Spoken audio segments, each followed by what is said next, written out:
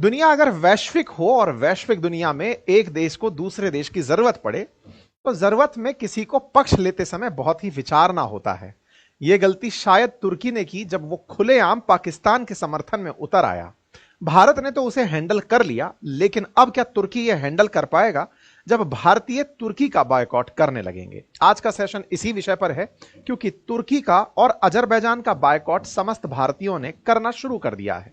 वो सभी भारतीय जो घूमने के लिए तुर्की और अजरबैजान को अपने फेवरेट डेस्टिनेशंस में चुन रहे थे, उन्हें इनके चलते फिलहाल बैकलैशेस देखने को मिल रहे हैं। तुर्की ने जिस तरह से खुले तरह पाकिस्तान का साथ दिया, भारत पाकिस्तान के बीच चले इस वर्तमान ऑपरेशन सिंदूर में, इससे यह तो तय हो गया कि पाकिस्तान के साथ में तुर्की का आना भारत के लिए तुर्की के खिलाफ खड़े होने का एक अच्छा अवसर भी है। एक ऐसा ही और देश निकलकर आया जिसका नाम है अजरबैजान, जहां पर भी पाकिस्तान के समर्थन में नारेबाजी हुई और वहां के लोगों ने इसे सेलिब्रेट किया। ऐसे में भारतीय वर्तमान में इस विचार के साथ हैं कि क्यों ना हमें तुर्की का और अजरबैजान का पाकिस्तान प्रेम के चलते बायकॉट कर दिया जाना चाहिए। वस्तुओं का बायकॉट शुरू हो चुका है, अब ट्रैवल की बारी है। यही कारण है कि हेडलाइंस बनती हैं कि इंडियंस ने जो तुर्की और अजरबैजान घूमने जाने वाले थे, उन्होंने अपनी ट्रिप्स को कैंसिल करना शुरू कर दिया है। एक बार के लिए इस लोकेशन को समझ लेते हैं और लोकेशन के समझने के साथ साथ यह समझते हैं कि यहां आफ्टर ऑल लोग जा क्यों रहे हैं, जाने के पीछे का मेजर रीजन क्या, साथ ही साथ भारतीयों के लिए क्या और जगह खत्म हो गई हैं, तुर्की का क्या स्टैंड है। सारी बातें आज के सेशन में हम जानने का प्रयास करते हैं। तो देखिए, जब आप मेडिटेरेनियन सी से उत्तर की तरफ चलते हैं तो मेडिटेरेनियन सी से उत्तर की तरफ तुर्की मिलता है। तो पहला कारण जो मैंने कहा कि जा क्यों रहे हैं, तो असल मायने में ये जिस लैटिट्यूड पर पड़ रहा है वो थोड़ा ठंडा है, यानी कि वो जगह जहां पर थोड़ी ठंड है। इस समय जब गर्मी की छुट्टियां शुरू होंगी, बच्चे स्कूल से बाहर निकल करके कहीं घूमने की जगह तलाशेंगे, उस समय में एक अच्छे डेस्टिनेशन के रूप में तुर्की नजर आता है। तो पहला तो बड़ा कारण लोगों का जाने का ये है। सर तो क्या और जगह नहीं है क्या? है, इसके पैरेलल में काफी सारी जगह हैं, जैसे इटली है, ग्रीस है, फ्रांस है, पुर्तगाल है। लोग इन जगहों पर भी घूमने जाते हैं। यही कारण है कि यूरोप में बहुत सारे इंडियंस का गर्मी की छुट्टियां बीता करती थी। अमीरों ने तो समय निकालने के लिए यूरोप को ही चुना था।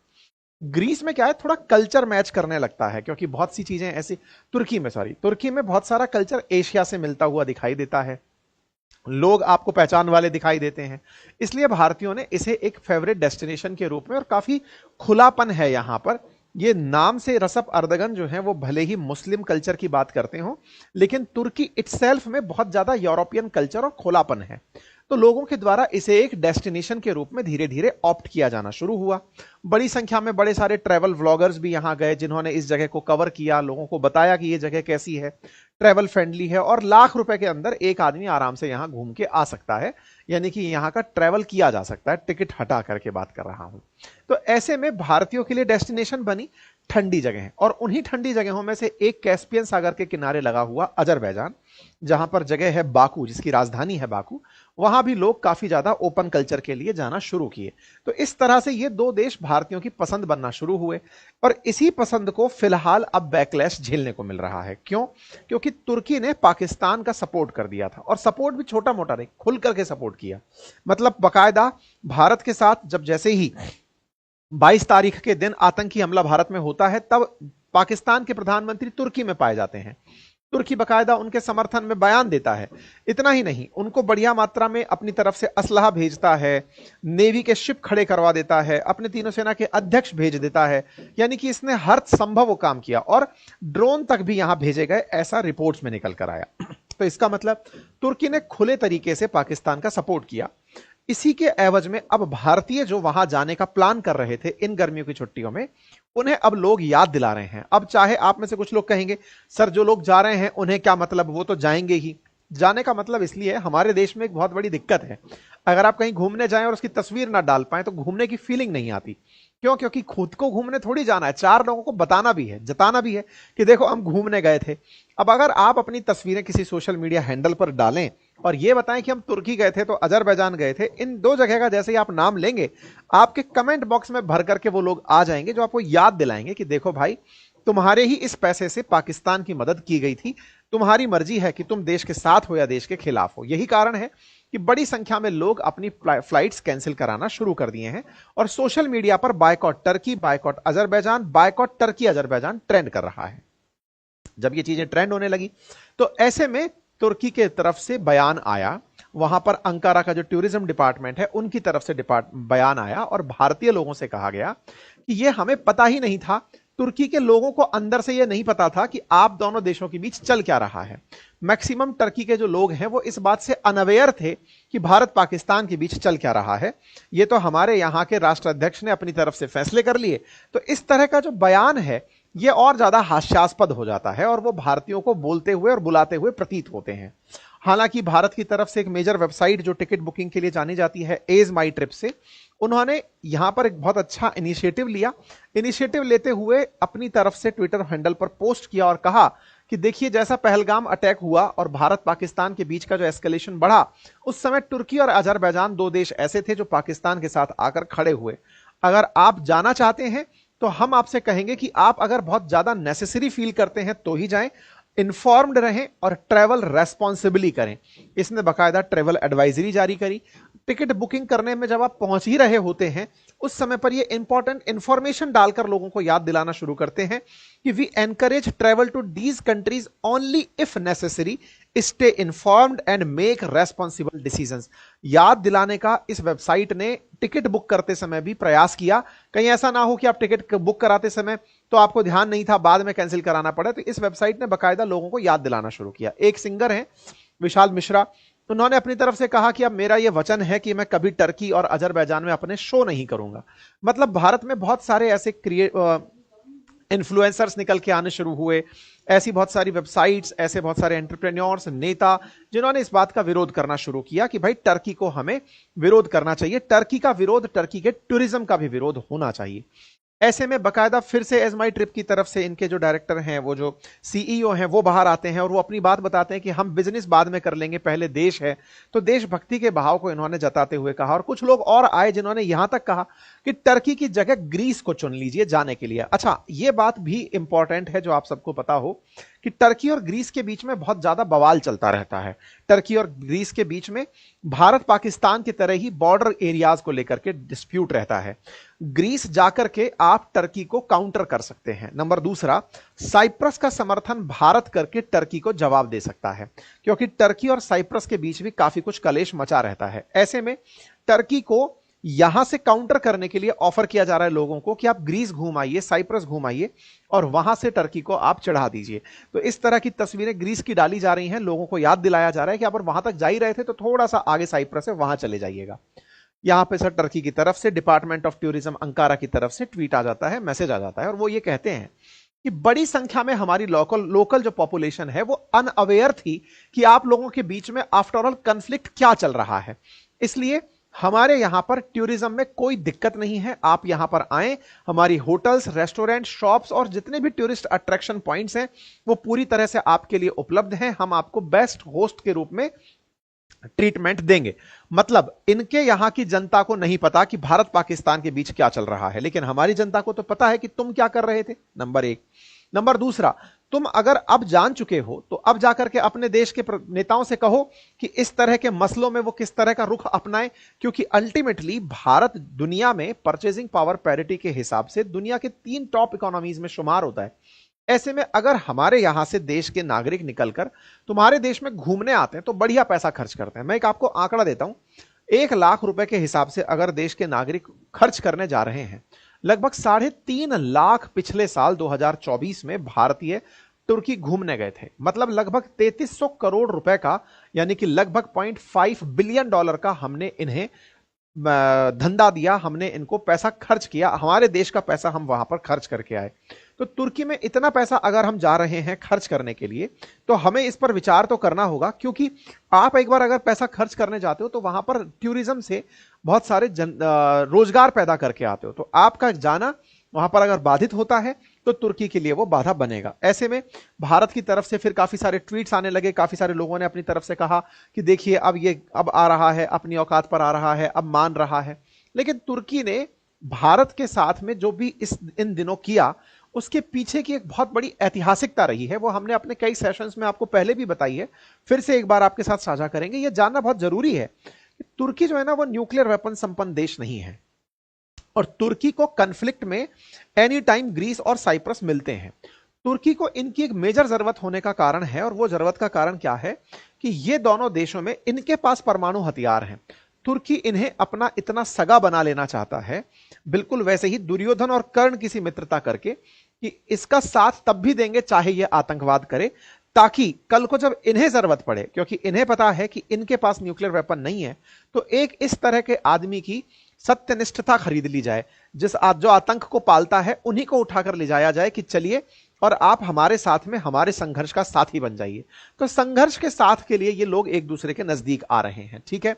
इस बीच में अगर आपको याद हो तो हमने आपको सारे अपडेट्स बीच में भी दिए थे, किस तरह से तुर्की की नेवी ने पाकिस्तान में अपने नेवल शिप्स खड़े किए थे, किस तरह तुर्की की यात्रा पर पाकिस्तान के प्रधानमंत्री गए थे, दोनों एक दूसरे को किस तरह से मित्रता के वादे कर रहे थे। ये सारी जानकारियां मैंने आपको दी थी। यह भी बताया था कि 27 अप्रैल के दिन एक C-130 हरक्यूलिस ट्रांसपोर्ट एयरक्राफ्ट जो है एयरफोर्स का, वो टर्की की तरफ से चलकर पाकिस्तान आया। उसमें माना गया कि हो सकता है उसमें बड़ी मात्रा में ड्रोन्स आए हों।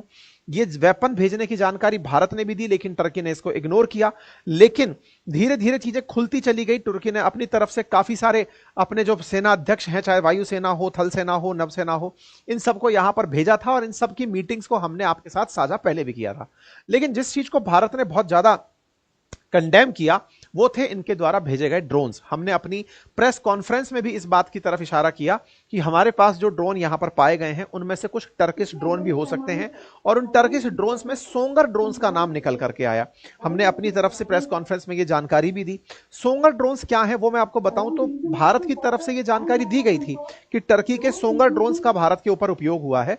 टर्की बहुत तरह के ड्रोन बनाता है, उनमें से सबसे एक तरह से कहिए तो सस्ता प्रकार का कहिए या सबसे छोटा प्रकार का ड्रोन जो है वो सोंगर ड्रोन है, जिसका उपयोग केवल लक्ष्य को भटकाने में ही किया पाकिस्तानियों ने। इसका कोई नुकसान, इतना बड़ा नुकसान इफेक्ट नहीं है इसका। क्यों नहीं है? क्योंकि सोंगर ड्रोन जो है ना वो 45 किलो का वजन रखता है, 9 किलो के आसपास भार लेके उड़ता है। इसके अंदर इस तरह से एक मतलब ड्रोन के साथ साथ ही मशीन गन लगा सकते हो आप, तो ये मशीन गन का उपयोग कर सकता है। 3000 मीटर तक की ऊंचाई तक उड़ सकता है, आधे घंटे तक की ही इसकी फ्लाइट है, तो मतलब उड़ा और वैसे भी मर जाना है। तो ये मच्छर की तरह के इन्होंने ड्रोन से, जो एसिस गार्ड करके कंपनी है तुर्की के अंदर, उसके द्वारा बनवाए हुए थे, वो पाकिस्तान को इन्होंने सौंपे थे। तुर्की खुद जो है वो 2020 से इन ड्रोन्स का उपयोग कर रहा है, और इन ड्रोन्स को पाकिस्तान को दिया गया ताकि तुम इनको चला चला करके भारत का ध्यान भटकाते रहो, भारतीय सेना को। अब आपके सामने सोचने वाली बात है, बच्चे जो खिलौने से खेलते हैं, शादियों में जिस तरह के ड्रोन उड़ते हुए आप देखते हैं, कुछ वैसा सा ड्रोन है ये। मतलब आप इससे अंदाजा लगा लीजिए कि 140 से 145 मीटर तक ही इसका रोटर फैला हुआ है। 25 मिनट इतना तो शादी में उड़ने वाले ड्रोन उड़ लेते हैं, है ना। 45 किलोग्राम तक इसका वजन हो सकता है। बस ये वजन वाला पार्ट थोड़ा भारी है, अदरवाइज इसमें कुछ खास नहीं है, ठीक है। इस ड्रोन की वजह से लेकिन भारत में हाई दिन सुर्खियां बनी रहती हैं कि पाकिस्तान की तरफ से ड्रोन आए, पाकिस्तान की तरफ से ड्रोन आए। इसके अंदर कुछ खासियतों में शुमार कहा गया कि इसकी बैटरी बैकअप जैसे खत्म होता है तो ये अपनी लोकेशन पर फिर से लौट के चला आता है। लेकिन तुर्की जो है उसने ड्रोन से ज्यादा पाकिस्तान की मदद की मोरल तरीके से। उसने पाकिस्तान की संप्रभुता के उल्लंघन के विषय पर पाकिस्तान से कहा कि हम तुम्हारे हर अच्छे और बुरे समय में साथ रहेंगे। अभी ताजा ताजा आप इनका सपोर्ट देखें तो तुर्की की तरफ से पाकिस्तान से यह कहा गया है, we will continue to be your side in good and bad times as we have the past and in the future. मतलब हम तुम्हारे हर अच्छे बुरे समय में तुम्हारे साथ होंगे, तुम्हारी तरफ खड़े होंगे। तो यह बात बोलना अपने आप में यह सिद्ध करता है कि पाकिस्तान को तुर्की ने खुलेआम अपना सपोर्ट दिया था। खुलेआम जो सपोर्ट था, अब बारी है कि हम उसका विरोध करें, और बकायदा विरोध ही नहीं, उनके साथ होने वाले व्यापार से अगर भारत को कुछ लाभ भी होता है उसे भी इग्नोर करें और तुर्की को आइसोलेट करें। तुर्की के अपोजिशन में जितने भी देश हैं, खुलेआम भारत अपनी विदेश नीति में ऐसे देशों को तो दुनिया के अंदर बिल्कुल बेनकाब करे जो देश भारत के खिलाफ खुलकर सामने आए हैं। भारत पहले ही शत्रुता के नाम पर पाकिस्तान को झेल रहा है। वैश्विक स्तर पर भारत को चाहिए कि तुर्की और अजरबैजान जैसे देशों का पूरी तरह से इलाज किया जाए। क्यों? क्योंकि 3,30,000 भारतीय केवल ट्रैवलर्स ही नहीं, भारत और तुर्की $10 बिलियन के आसपास का व्यापार करते हैं। हाँ, भारत इनको व्यापार से पैसे भी कमाता है। लगभग $3 बिलियन के आसपास भारत तुर्की से व्यापार करके धन कमाता है। लेकिन विचारणीय तथ्य यह है कि आपके व्यापार में $3 बिलियन का जो ट्रेड सरप्लस है यह ज्यादा मायने रखता है या हम भारतीयों की जान, क्योंकि उस जान को इन्होंने ड्रोन्स के माध्यम से लेने का प्रयास किया, साथ ही साथ देश को युद्ध में धकेला। इस तरह से अगर वो साथ ना खड़े होते तो शायद वही वाली बात है, दुर्योधन के साथ कर्ण ना खड़ा होता तो शायद दुर्योधन भी ना मरता। लेकिन इन्होंने जबरदस्ती इसको उकसाया, पाकिस्तान को उकसाया कि जाओ और भारत के साथ संघर्ष करो, हम तुम्हारे साथ हैं। ऐसे में भारत को प्रतिकार तुर्की का भी करना चाहिए और यहां पर हमें पॉलिसी स्पष्ट कर देनी चाहिए कि जो हमारे दुश्मनों के साथ है वो हमारे साथ नहीं होगा। सेम यही बात हमें अजरबैजान के बारे में भी मालूम चली। अजरबैजान में पाकिस्तान के सीज फायर को सेलिब्रेट किया गया। सेलिब्रेट इस तरह से किया गया कि ये युद्ध जीत गए हैं, इस तरह से इसे दिखाया गया।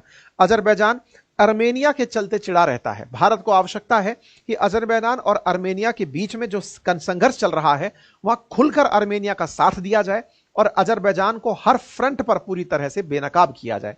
भारत के यात्रियों को भी आवश्यकता है, लगभग 2.5 लाख भारतीय अजरबैजान हर साल घूमने जाते हैं। ऐसे में भारतीयों को आवश्यकता है कि वो अजरबैजान को बायकॉट करें और यहां जाने से बचें। इनके साथ हो रहे व्यापार का भी अगर इन्हें नुकसान होगा तो इनके लोकल्स को यह पता चलेगा कि इनके नेताओं ने किस तरह से अपनी राजनीति में गलतियां की हैं, कूटनीति में गलतियां की हैं। भारत जब तक इस तरह इन देशों का प्रतिकार नहीं करेगा, जब तक इनके बायकॉट नहीं होंगे, इनसे मंगाए जाने वाले सामान का बायकॉट नहीं होगा, जैसे अभी कुछ जगह पर एप्पल का बायकॉट हो रहा है, लगभग 1200 करोड़ रुपए के तुर्की हमको सेब भेजता है, तो पुणे के व्यापारियों के द्वारा इनका बायकॉट होना शुरू हुआ है। निश्चित ही भारत का भी कुछ सामान तुर्की जाता होगा, लेकिन हां, हम अपने आत्मसम्मान की कीमत पर तुर्की के साथ और अजरबैजान के साथ व्यापार ना करें। भारत को यह सुनिश्चित करना होगा कि उनके स्थान पर हम अपने और मित्र बना लेंगे। तुर्की के साथ जो हम व्यापार करते हैं वो किसी और से कर लेंगे, अजरबैजान के साथ जो हम घूमने जाते हैं वो कहीं और भेज देंगे। ये सारी चीजें हम कर सकते हैं, लेकिन फिलहाल के लिए भारत को आवश्यकता है कि वो यहां पर अपने दुश्मनों को एक जैसा ट्रीटमेंट दे। अब एक बड़ी सवाल यहां पर उठता हुआ आया और वो ये था कि सर यहां के साथ साथ चाइना ने भी तो यही किया था, चाइना भी तो पाकिस्तान के समर्थन में खड़ा था। देखिए, भारत और पाकिस्तान की दुश्मनी जिस तरह से सिद्ध है कि लंबे समय से हम पैदा हुए हैं तब से दुश्मनी में है, चाइना और भारत भी एक दूसरे के दुश्मन हैं। दुश्मनी का जो सीन रहा है वो दुश्मन का दुश्मन मित्र होता है, ये आप और हम लंबे समय से ऑब्जर्व करते आए हैं। भारत चाइना एक दूसरे से संघर्ष कर चुके हैं, युद्ध कर चुके हैं, तो ये तो इन दोनों के बीच का एक नेचुरल अलाय जैसा सीन हो गया कि चीन तो पाकिस्तान का सपोर्ट करेगा ही करेगा। अब सवाल यह है कि अब हम चीन के साथ क्यों, हम बायकॉट चाइना इसके साथ साथ क्यों नहीं कर देते? क्योंकि दुनिया को यह पता है कि भारत चाइना के बीच में ऑलरेडी रिफ्ट है, इसका परिणाम भी निकलता है। पर आपने बहुत सी जगह देखा भी है, यूनाइटेड नेशन सिक्योरिटी काउंसिल में भारत को न जाने कब की परमानेंट सीट मिल गई होती, लेकिन चाइना ही हर जगह जाकर के वीटो कर देता है। तो कहने का मतलब यह है कि चाइना से हमारी जो मित्रता है वो केवल और केवल स्वार्थ तक की रह गई है। स्वार्थ से मतलब है कि हमें पता है कि तुमसे सस्ता माल लेकर के हम उसे महंगे माल में बना के बेचते हैं, व्यापारिक हित हमारे ज्यादा ऊपर हैं, इसलिए हम चाइना के साथ मित्रता कर रहे हैं। भले ही हम हिंदी चीनियों को एक दूसरे के साथ लाने का तमाम प्रयास कर लें, लेकिन वही वाला बात है कि रहीमन धागा प्रेम का मत थोड़ो छिटकाए। कभी एक साथ हम हुआ करते थे, 1962 से पहले तो हम यही माना करते थे कि भारत और चीनी एक जैसी ही बातें भी आगे चल के साझा करेंगे, दोनों की थॉट प्रोसेस भी एक जैसी होगी। लेकिन फिर वही बात है कि अब चाइना के साथ भारत बायकॉट करने से ज्यादा उससे आगे निकलने की मेहनत करे, क्योंकि क्लोज कॉम्पिटिटर है। पाकिस्तान को हमने बहुत पीछे पछाड़ दिया है। दोनों देश एक साथ आजाद हुए थे, कहते हैं कि जब दो देश एक साथ आजाद हुए थे तो पाकिस्तान ने शुरुआत में जो ग्रोथ रेट पकड़ी थी वो भारत से तेज पकड़ी थी, लेकिन भारत ने आज उसको बहुत पीछे छोड़ दिया है। आवश्यकता है अब हम चीन के साथ भी वैसा ही कंपटीशन करें, और जब तक हम उसको बायकॉट ना करें, जब तक उसे पीछे ना छोड़ दें। आप में से कुछ लोग कह सकते हैं कि विदाउट बायकॉट हम उसे पीछे नहीं छोड़ पाएंगे। उसके लिए हमें आवश्यकता है नीति बनाने की। भारत सरकार डिसाइड करे कि चीन से आगे निकलने के क्या तरीके हो सकते हैं, और यह असंभव नहीं है। ऐसा मैं इसलिए कह रहा हूं कि जिस समय चीन ने दौड़ना शुरू किया था 1990 के दशक में, उस समय अमेरिका चीन से बहुत आगे था, लेकिन आज चाइना अमेरिका के बाद दूसरी सबसे बड़ी इकोनॉमी बनकर खड़ा है। उसकी पॉलिसी में ऐसे परिवर्तन हुए, इस तरह का विजन देखा गया कि चीन तेजी से आगे बढ़ता चला गया, अब अमेरिका को कट्टर कंपटीशन दे रहा है। वैसे ही भारत को आवश्यकता है कि भले ही चाइना आज हमसे बड़ी इकोनॉमी हो, लेकिन हां, हम अपनी दिशा को अब इस तरह से दें कि एक दिन हम चाइना के साथ व्यापार करते हुए ही चाइना के साथ शत्रुता निभाएं, जैसे आज चाइना अमेरिका के साथ व्यापार करते हुए उससे शत्रुता निभाता है। तो हमें इस तरह का कुछ रास्ता निकालना होगा, चाइना का भी इलाज कर दिया जाएगा।